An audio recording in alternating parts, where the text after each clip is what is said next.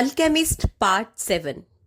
जैसा कि पार्ट 6 में हमने पढ़ा था कि लड़का हवा बनना चाहता है। वह हवा से बातें करता है और वह कहता है कि मैं तुम जैसा होना चाहता हूं ताकि मैं दुनिया के कोने कोने तक पहुंच सकूं, समुद्रों को पार कर सकूं, उस रेत को उड़ा सकूं जिसने मेरे खजाने को ढक रखा है, और उस स्त्री की आवाज को बहा कर ला सकूं जिसे मैं प्यार करता हूं। मैंने वह सारी बातचीत सुनी थी जो अभी एक दिन तुम्हारे और किमियागर के बीच हो रही थी, हवा ने कहा। उसका कहना था कि हर चीज की अपनी नियति होती है, लेकिन लोग खुद को हवा में नहीं बदल सकते।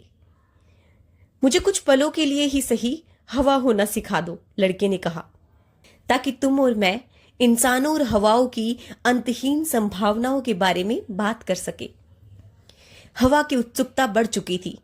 ऐसा उसके साथ पहले कभी नहीं हुआ था।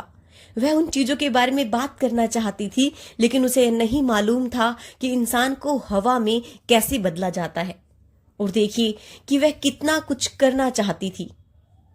उसने रेगिस्तान की रचना की थी, जहाजों को डुबोया था, पूरे के पूरे जंगलों को जमीन पर गिराया था, और वह संगीत तथा अजीबोगरीब आवाजों से भरे हुए नगरों के बीच बह रही थी। उसे लगा कि उसकी कोई सीमाएं नहीं है। तब भी यहाँ एक लड़का था जो कह रहा था कि और भी ऐसे काम है जो हवा को करने चाहिए। इसी को हम लोग प्यार के नाम से पुकारते हैं, लड़के ने कहा। उसे लग रहा था कि हवा उसके अनुरोध को स्वीकार करने ही वाली है। जब तुमसे प्यार किया जाने लगता है तो तुम इस सृष्टि में कुछ भी कर सकते हो। जब तुम्हें प्यार किया जाने लगता है तो ये समझने की जरूरत नहीं रह जाती कि क्या हो रहा है, क्योंकि सब कुछ तुम्हारे अंदर हो रहा होता है। वैसे में इंसान खुद को हवा तक में बदल सकते हैं, जाहिर है तभी जब हवा इसमें मदद करे। हवा का अपना स्वाभिमान था और लड़के की बात सुनकर उसे खीज होने लगी। उसने और भी तेजी से बहना शुरू कर दिया, जिससे रेगिस्तान की धूल ऊपर उठने लगी।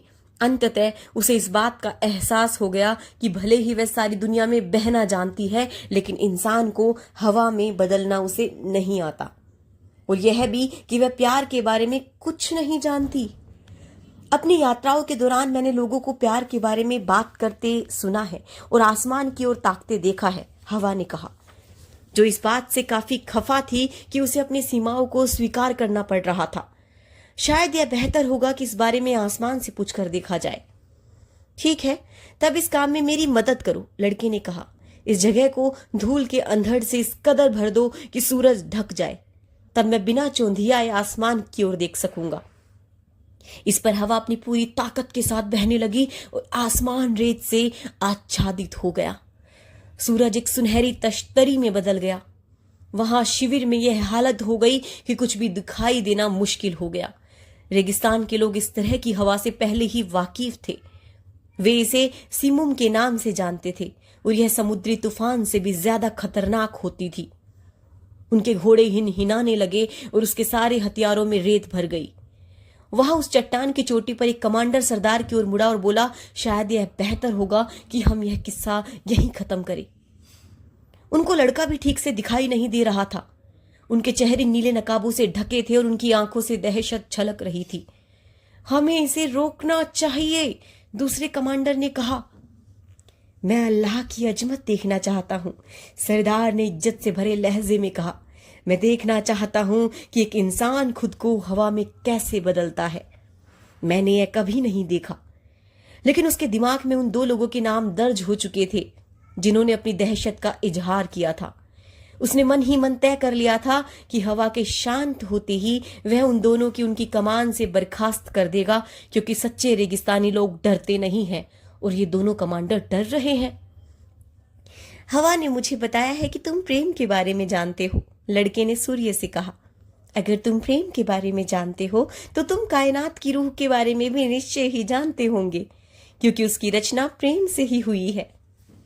सूर्य ने कहा, जहां पर मैं हूं वहां से मैं कायनात की रूह को देख सकता हूं। वह मेरी रूह के साथ संवाद करती है और हम दोनों मिलकर दरख्तों को उगाते हैं और भेड़ों की छाव की तलाश के लिए प्रेरित करते हैं। जहां पर मैं हूं और मैं धरती से बहुत लंबी दूरी पर हूं, वहां से मैंने प्रेम करना सीखा है। मैं जानता हूं कि अगर मैं धरती के जरा सा भी करीब आ गया तो धरती की हर चीज मर जाएगी और कायनात की रूह का वजूद खत्म हो जाएगा। इसीलिए हम एक दूसरे का ध्यान करते हैं और हम एक दूसरे की जरूरत होती है और मैं उसे गर्माहट और जीवन प्रदान करता हूं और वह मुझे जीवित रहने की वजह प्रदान करती है। मतलब यह है कि तुम प्रेम के बारे में जानते हो, लड़के ने कहा, और मैं कायनात की रूह को भी जानता हूं क्योंकि हमने ब्रह्मांड की इस अंतहीन यात्रा के दौरान विस्तार से बात की है। वह मुझसे कहती है कि उसकी सबसे बड़ी समस्या यह है कि अब तक सिर्फ खनिज और वनस्पतियां ही इस बात को समझ पाए हैं कि सारी चीजें एक हैं। न तो लोहे को तांबे जैसा होने की जरूरत है, न तांबे को सोना जैसा। इनमें से प्रत्येक एक अनूठी सत्ता है और उसी रूप में वह अपनी विशिष्ट भूमिका निभाती है। और जिस हाथ ने यह सब लिखा है, वह हाथ अगर सृष्टि की रचना के 5वें दिन थम गया होता तो हर चीज मिलकर शांति की एक सिम्फनी में बदल गई होती। लेकिन 6वां दिन भी था। सूर्य ने अपना कहना जारी रखा। तुम ज्ञानी हो क्योंकि तुम हर एक चीज को दूरी से देखते हो, लड़के ने कहा, लेकिन तुम प्रेम के बारे में नहीं जानते। अगर 6वां दिन ना हुआ होता तो मनुष्य का अस्तित्व ना होता। तांबा हमेशा महज तांबा बना रहता और रागा महज रागा। यह सही है कि हर चीज की अपनी एक नियति है, लेकिन एक दिन हर चीज अपनी नियति को प्राप्त होगी। इसलिए हर चीज का खुद से बेहतर किसी चीज में तब तक रूपांतरित होते रहना और एक नई नियति को हासिल करते रहना जरूरी है जब तक कि कायनात की रूह एक ही वस्तु नहीं बन जाती। सूर्य ने इस बारे में सोचा और उसने भी और भी तेजी से चमकने का फैसला किया। हवा जो इस बातचीत का आनंद ले रही थी और भी ताकत से बहने लगी ताकि सूर्य लड़के को चौंधिया ना पाता। इसीलिए किमियागरी का अस्तित्व है, लड़के ने कहा, ताकि हर कोई अपने खजाने की तलाश कर सके, उसे हासिल कर सके और अपनी पिछली जिंदगी से बेहतर बनाने की इच्छा कर सके। रागा तब तक अपनी भूमिका निभाता रहेगा जब तक कि दुनिया को रागे की जरूरत बनी रहेगी और उसके बाद रागे को सोने में बदल जाना होगा। किमियागर यही करते हैं, लड़के ने कहा। वे बताते हैं कि जब हम उससे बेहतर बनना चाहते हैं जैसे हम हैं, तो हमारे आसपास की चीजें भी पहले से बेहतर बन जाती है। बहरहाल, तुमने यह क्यों कहा कि मैं प्रेम के बारे में नहीं जानता? सूर्य ने लड़के से पूछा। क्योंकि रेगिस्तान की तरह एक जगह ठहरे रहना प्रेम नहीं है और न ही हवा की तरह सारी दुनिया का चक्कर लगाते रहना प्रेम है, और हर चीज को एक दूरी से देखते रहना जैसा कि तुम करते हो भी प्रेम नहीं है। प्रेम वह शक्ति है जो कायनात की रूह को रूपांतरित कर देती है और उसे बेहतर बना देती है। जब मैंने पहली बार कायनात की रूह में प्रवेश किया था तो मैं सोचता था कि वह अपने में परिपूर्ण है, लेकिन बाद में मैंने पाया कि यह भी सृष्टि के दूसरे पहलुओं की तरह है और उसके भी अपने लगाव और अपनी लड़ाइयां हैं। ये हम हैं जो कायनात की रूह का पोषण करते हैं और जिस दुनिया में हम रहते हैं उसका बेहतर या बदतर होना हमारे बेहतर या बदतर होने पर निर्भर करता है। और ठीक यहीं पर प्रेम की शक्ति अपनी भूमिका में आती है, क्योंकि जब हम प्रेम करते हैं तो हम हमेशा पहले से बेहतर बनने की कोशिश करते हैं। तो तुम मुझसे क्या चाहते हो? सूर्य ने पूछा। मैं चाहता हूं कि तुम मेरी मदद करो ताकि मैं हवा में बदल सकूं, लड़के ने जवाब दिया।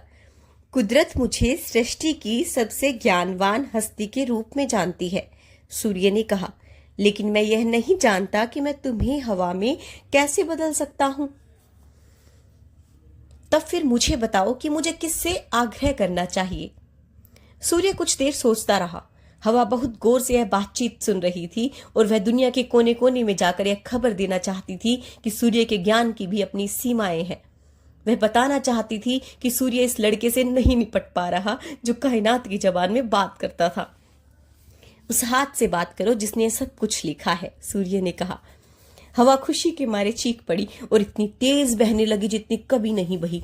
तंबू जमीन से उखड़ने लगे और जानवर अपने पग हित उड़ाकर भागने लगे। टीले पर खड़े लोगों ने खुद को उड़ने से बचाने के लिए एक दूसरे को जकड़ लिया। लड़के ने उस हाथ की ओर रुख किया जिसने सब कुछ लिखा था।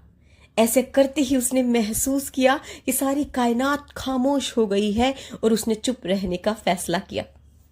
उसके हृदय में प्रेम की लहर दौड़ गई और वह प्रार्थना करने लगा।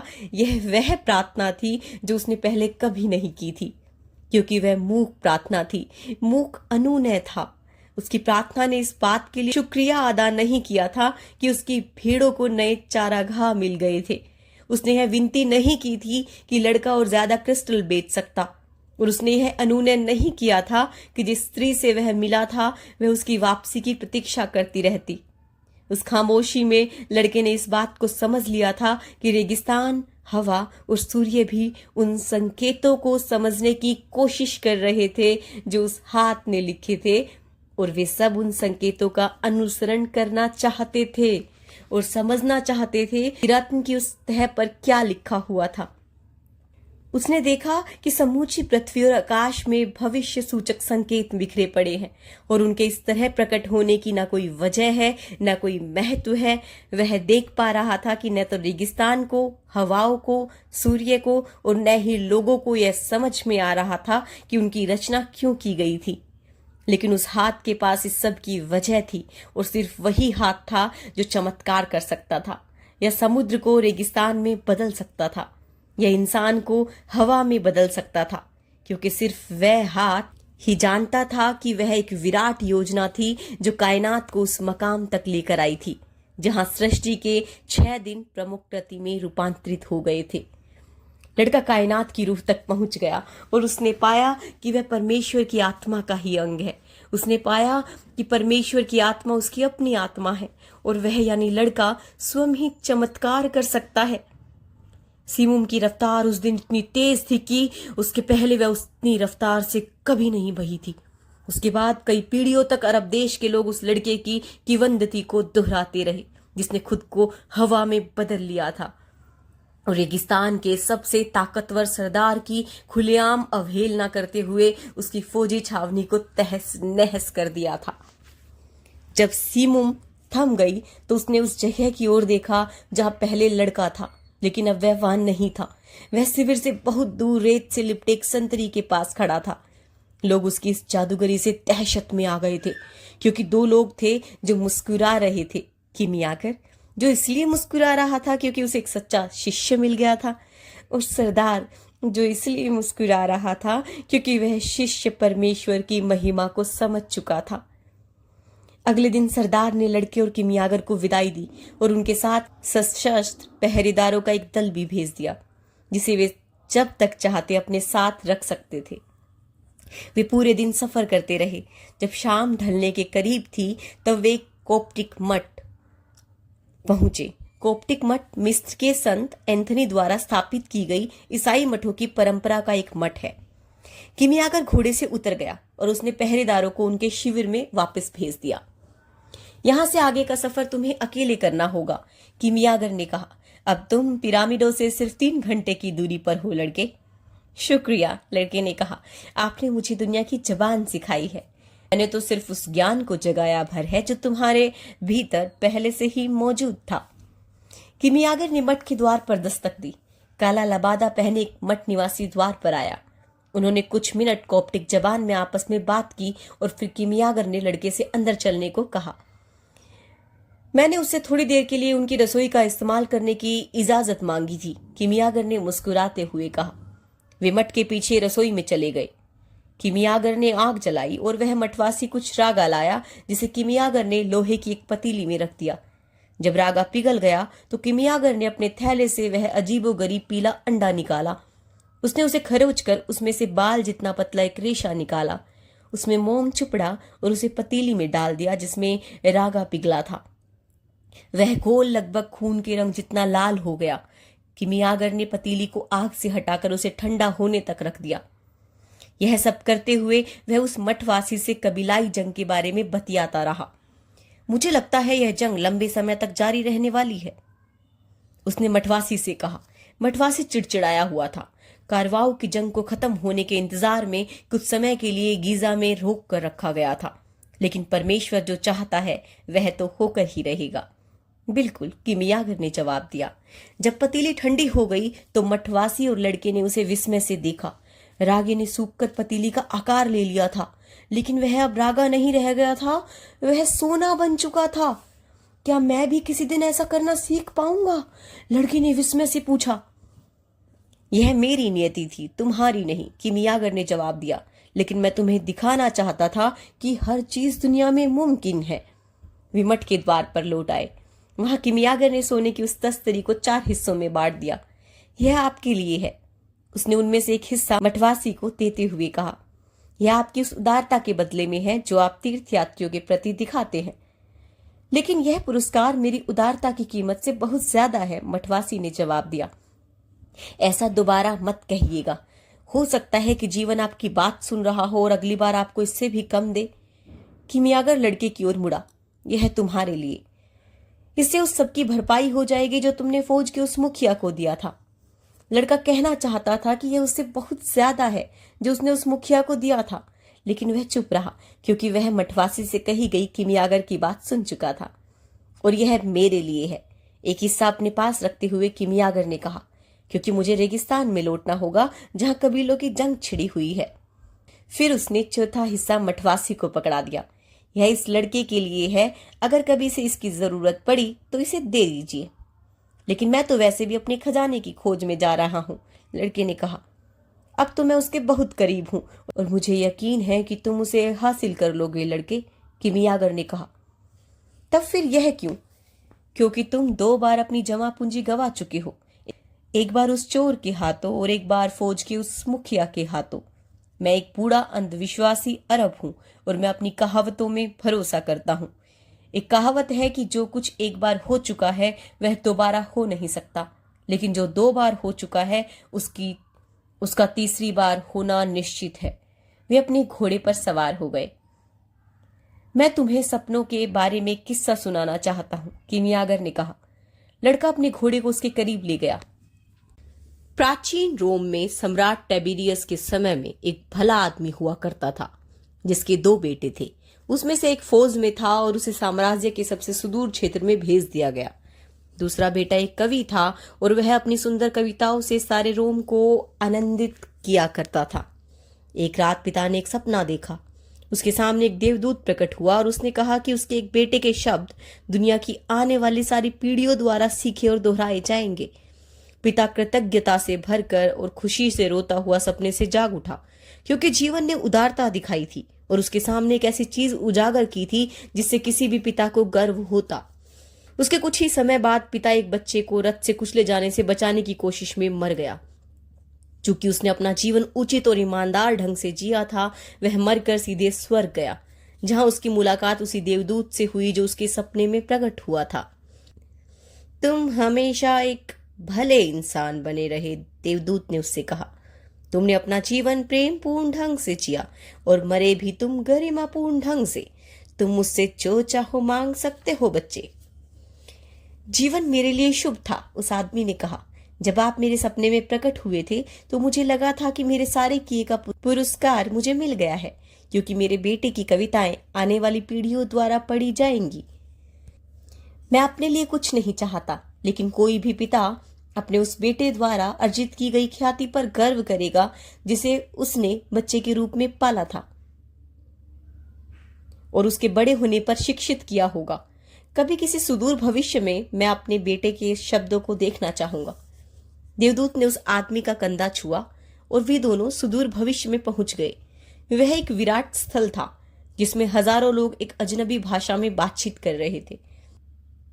वह आदमी खुशी से रो पड़ा। मैं जानता था कि मेरे बेटे की कविताएं अमर है, उसने अपनी भीगी आंखों से देवदूत से कहा। क्या आप बता सकते हैं कि ये लोग मेरे बेटे की कौन सी कविता दोहरा रहे हैं? देवदूत उस आदमी के करीब आ गया और बहुत स्नेह के साथ उसे पास की एक बेंच तक ले गया, जहां वे दोनों बैठ गए। तुम्हारा जो बेटा कवि था, उसकी कविताएं रोम में बहुत प्रसिद्ध थी, देवदूत ने कहा। वे हर किसी को प्रिय थी और हर कोई उनका आनंद लेता था। लेकिन जब टेबिरियस का शासन समाप्त हो गया तो उसकी कविताएं भुला दी गई थी। जो शब्द तुम इस समय सुन रहे हो वे तुम्हारे उस बेटे की हैं जो फौज में था।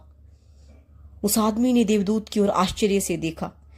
तुम्हारा वह बेटा दूर देश में लड़ाई पर गया था और वह 100 सैनिकों का सेनापति बन गया था। वह सच्चा और नेक इंसान था।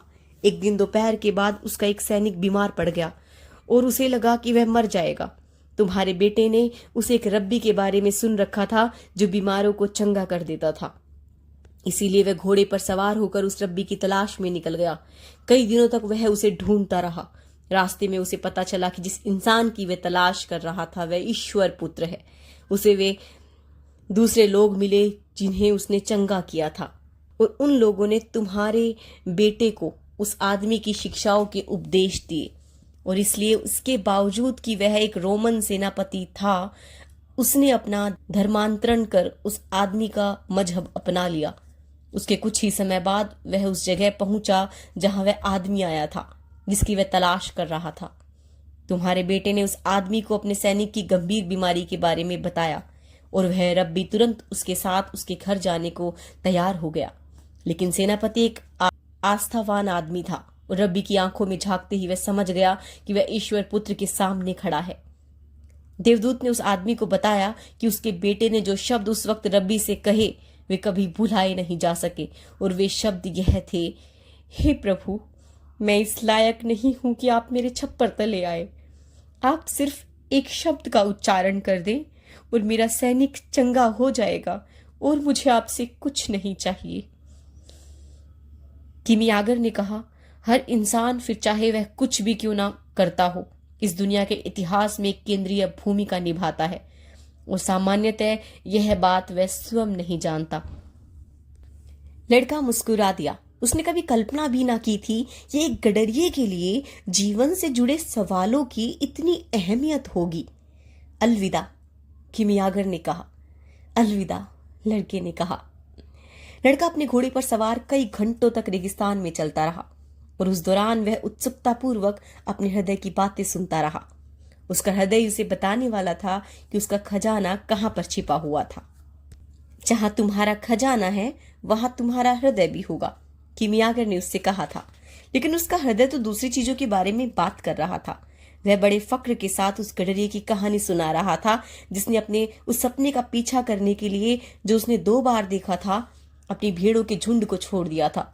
वह नियति के बारे में और उन बहुत से आदमियों के बारे में बात कर रहा था जो दूर देशों या खूबसूरत औरतों की तलाश में भटकते रहे थे, और अपने वक्तों के उन लोगों से टक्कर लेते रहे थे जिनके मन में पहले से बनी धारणाएं घर किए बैठी थी। वह यात्राओं के बारे में, खोजों के बारे में, पुस्तकों के बारे में और परिवर्तन के बारे में बात कर रहा था।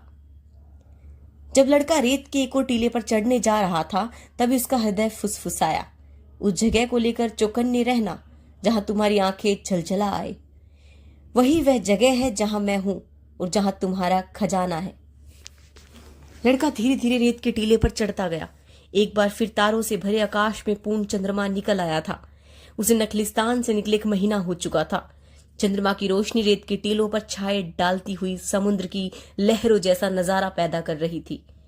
इससे लड़के को वह दिन याद हो आया जब रेगिस्तान में वह घोड़ा अपने पिछले पैरों पर खड़ा हो गया था और किमियागर से उसका परिचय हुआ था, और चंद्रमा की रोशनी रेगिस्तान की खामोशी पर झर रही थी, और उस आदमी की यात्रा पर जो अपने खजाने की खोज में निकला था। जब वह रेत के टीले की चोटी पर पहुंच गया तो उसका हृदय उछल पड़ा। उसके सामने चंद्रमा की रोशनी और रेगिस्तान की चमक से जगमगाते मिस्र के धीर, गंभीर और आलीशान पिरामिड खड़े हुए थे। लड़का अपने घुटनों पर झुककर रोने लगा। उसने परमेश्वर का शुक्रिया अदा किया जिसने उसके मन में उसकी नियति के प्रति विश्वास जगाया था, और जिसने उसे राह दिखाते हुए एक राजा से, एक दुकानदार से, एक अंग्रेज से और एक किमियागर से उसकी मुलाकात कराई थी, और इस सब से ऊपर जिसने उसे रेगिस्तान की उस स्त्री से मिलाया था जिसने उससे कहा था कि प्रेम किसी इंसान को कभी उसकी नियति से दूर नहीं रखता। अगर वह चाहता तो वह नकलिस्तान लौट सकता था, फातिमा के पास वापस जा सकता था और एक साधारण गडरिये का जीवन जी सकता था। आखिरकार किमियागर भी तो रेगिस्तान में रहता चला आ रहा था, जबकि वह कायनात की जबान को समझता था और आगे को सोने में बदलना जानता था। उसे किसी के सामने अपने इल्म और कला को साबित करने की जरूरत नहीं थी। लड़के ने खुद से कहा कि मैंने अपनी नियति को चरितार्थ करने की प्रक्रिया में वह सब सीखा है जो मुझे सीखना जरूरी था, और वह सब अनुभव किया है जिसका शायद मैंने सपना देखा था। लेकिन अब वह अपने खजाने को पाने के मकाम पे था, और उसने खुद को याद दिलाया कि कोई भी योजना तब तक पूरी नहीं होती जब तक कि उस योजना के लक्ष्य को हासिल नहीं कर लिया जाता। लड़के ने अपने चारों ओर फैली रेत को देखा और पाया कि जहां उसके आंसू गिरे थे वहां एक गुबरैला कीड़ा तेजी से भागा जा रहा था। रेगिस्तान में बिताए गए अपने समय के दौरान उसने सीखा था कि मिस्र में गुबरैला कीड़े परमेश्वर का प्रतीक होते हैं, एक और भविष्य सूचक संकेत। लड़के ने टीले को खोदना शुरू कर दिया।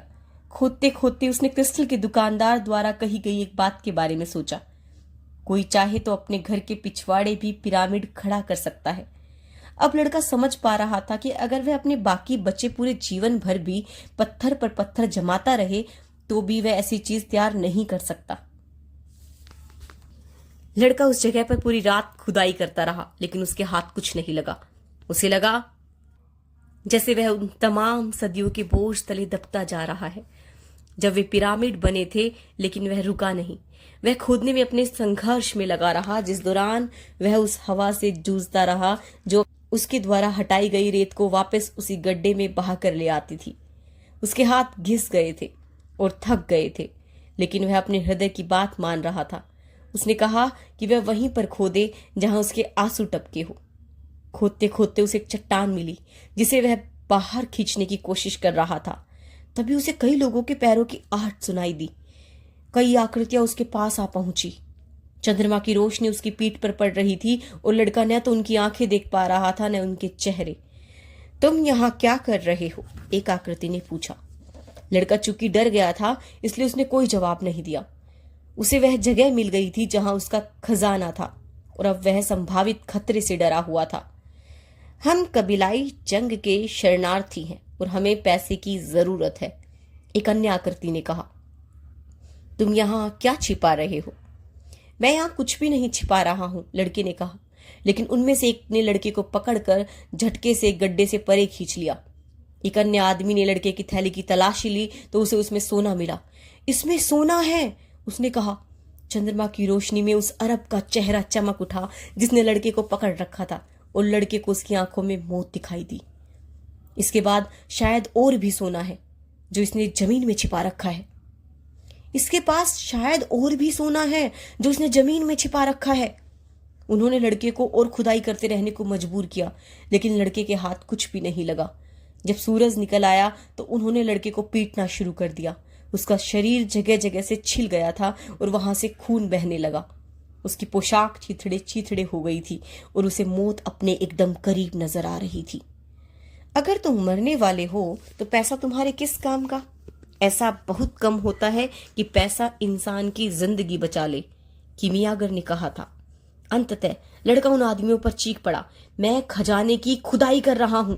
और हालांकि उसका मुंह सूजा हुआ था और उससे खून बह रहा था, तब भी उसने उन हमलावरों को बताया कि उसे मिस्र के पिरामिडों के पास छिपे खजाने के बारे में 2 बार सपना आया था और वह चीख चीख कर बता रहा था। जो आदमी उस गिरोह का मुखिया लग रहा था उसने दूसरे से कहा, अरे छोड़ो यार इसे, इसके पास और कुछ नहीं है। ये सोना भी इसने निश्चय ही कहीं से चुराया होगा। लड़का लगभग बेहोश होकर रेत पर गिर पड़ा। मुखिया ने उसे झकझोरा और बोला, हम जा रहे हैं। लेकिन उनके जाने से पहले मुखिया लड़के के पास वापस आया और बोला, तुम मरोगे नहीं, तुम जिंदा रहोगे और यह सीख लोगे कि इंसान को इतना बेवकूफ नहीं होना चाहिए। 2 साल पहले ठीक इसी जगह पर मुझे भी एक बार सपना बार बार आया था, एक ही सपना बार बार, समझे? मैंने सपने में देखा था कि मुझे स्पेन के मैदानों में जाना चाहिए और उस चर्च के खंडर की तलाश करनी चाहिए जहां गडरिये और उनकी भेड़ें सोती हैं। मेरे सपने में उस खंडर के प्रार्थना सामग्री कक्ष में चिनार का एक दरखत उगा हुआ था और मुझसे कहा गया था कि अगर मैं चिनार के उन दरखतों की जड़ों को खोदूंगा तो वहां मुझे एक छिपा हुआ खजाना मिलेगा। लेकिन मैं तुम्हारी तरह इतना बेवकूफ नहीं हूं कि वहां स्पेन में जाऊं और चर्च में उस दरखत को मैं जड़ों को खोदूं। उस बार बार आने वाले सपने की वजह से मैं समूचा रेगिस्तान तो पार नहीं कर सकता ना। और वे चले गए। लड़का कांपता हुआ उठा और उसने एक बार फिर पिरामिडों की ओर देखा। वे उस पर हंसते लग रहे थे और वह भी जबान में हंस पड़ा। उसका हृदय आनंद से फटा पड़ रहा था क्योंकि अब जान गया था कि उसका खजाना कहाँ है। रात होते होते लड़का उस छोटे से उजाड़ गिरजाघर पहुंच गया। जैसा कि हमने पार्ट 1 में पढ़ा था कि वो स्पेन में एंडालूसिया में, और वहां जो चर्च था उसी में अपने भेड़ों को और खुद को सुलाता था। प्रार्थना सामग्री कक्ष में वह चिनार का दरखत अभी भी खड़ा हुआ था और उस अध टूटे छप्पर के बीच से अभी भी तारे दिखाई दे रहे थे। उसने उस वक्त को याद किया जब वह अपनी भेड़ों को लेकर वहां आया था। वह एक शांत रात्रि थी, सिवाय इसके कि उसने वहां एक सपना देखा था। अब वह वहां अपनी भेड़ों के साथ नहीं बल्कि एक कुदाल के साथ था। वह देर तक आकाश को देखता हुआ बैठा रहा। फिर उसने अपने थैले से वाइन की बोतल निकाली और उसमें से कुछ वाइन पी। उसने रेगिस्तान की उस रात को याद किया जब वह किमियागर के साथ बैठा हुआ था और वे तारों को देखते हुए साथ साथ पी रहे थे। उसने उन बहुत से रास्तों के बारे में सोचा जिन पर उसने सफर किया था और उस विचित्र तरीके के बारे में सोचा जो परमेश्वर ने उसे उसका खजाना दिखाने के लिए अपनाया था। अगर उसने बार बार आने वाले उन सपनों की अहमियत पर विश्वास न किया होता तो उसकी मुलाकात उस जिप्सी औरत से, उस राजा से, उस चोर से, या खैर यह लंबी फहरिस्त है, लेकिन मार्ग भविष्य सूचक संकेतों में लिखा हुआ था और इसकी कोई संभावना नहीं थी कि मैं कोई गलत रास्ता चुनता। उसने मन ही मन कहा। उसकी नींद लग गई और जब जागा तो सूरज काफी ऊपर आ चुका था। उसने चिनार की जड़ों के तले खोदना शुरू कर दिया। तू बूढ़ा ओझा, लड़का आसमान की ओर देखकर चिल्लाया। तुझे सारा किस्सा मालूम था? तूने तो मठ में थोड़ा सा सोना भी मेरे लिए रख छोड़ा था ताकि मैं इस गिरजाघर तक वापस आ सकूं। जब उस मठवासी ने मुझे फटे कपड़ों में देखा था तो वह मुझ पर हंसा था। क्या तू मुझे इस सब से बचा नहीं सकता था? नहीं, उसे हवा में गूंजती हुई एक आवाज सुनाई दी। अगर मैंने तुझे बता दिया होता तो तुझे पिरामिड देखने को ना मिले होते। वे कितने खूबसूरत है कि नहीं? लड़का मुस्कुराया पर उसने खोदना जारी रखा। आधे घंटे बाद उसका कुदाल किसी भारी चीज से टकराया। 1 घंटे बाद उसके सामने स्पेनिश सोने की मुहरों से भरा हुआ एक संदूक रखा था। उसमें बेशकीमती रत्न, लाल और सफेद पंखों से सजे हुए मुखौटे और जेवरों से जड़ी हुई पत्थर की मूर्तियां भी थी। यह किसी जीत में लूटा हुआ वह माल था जिसके बारे में देश भूल चुका था और जिनके बारे में विजेता अपने बच्चों को बता नहीं पाया था। लड़की ने अपने थैले से यूरीम और थुम्मिम निकाले। उसने इन दोनों पत्थरों का इस्तेमाल सिर्फ एक ही बार किया था, उस सुबह जब वह बाजार में था। उसका जीवन और मार्ग उसे हमेशा ही पर्याप्त भविष्य सूचक संकेत मुहैया कराते आए थे। उसने यूरीम और थुम्मिम भी उसी संदूक में रख दिए। वे भी उसके इस नए खजाने का हिस्सा थे क्योंकि वे बूढ़े राजा की याद दिलाने वाले थे जो अब उसे दोबारा कभी नहीं मिलने वाला था। यह सही है, जीवन सचमुच उनके प्रति उदार होता है जो अपने खजाने की तलाश करते हैं। लड़के ने सोचा। फिर उसे याद आया कि उसे टेरिफा जाना होगा ताकि वह उस जिप्सी औरत को अपने खजाने का 10वां हिस्सा दे सके जैसा कि उसने वादा किया था। ये जिप्सी वाकई कितने चतुर होते हैं, उसने सोचा। हो सकता है इसलिए होते हैं क्योंकि वे बहुत ज्यादा भटकते रहते हैं। हवा फिर से चलने लगी। यह लिवेंटर थी, वह हवा जो अफ्रीका से आती थी। यह अपने साथ रेगिस्तान की गंध नहीं लिए थी, न ही मूरों के आक्रमण के खतरे की गंध उसमें थी। इसकी बजाय उसमें उस इत्र की खुशबू थी जिसे वह अच्छी तरह पहचानता था और उसमें एक चुंबन का स्पर्श था। वह चुंबन जो उसके होठों पर थमने तक बहुत दूर से धीरे धीरे बहता हुआ आया था। लड़का मुस्कुराया। यह पहली बार था जब उस लड़की ने चुंबन भेजा था। मैं आ रहा हूं फातिमा, उसने कहा।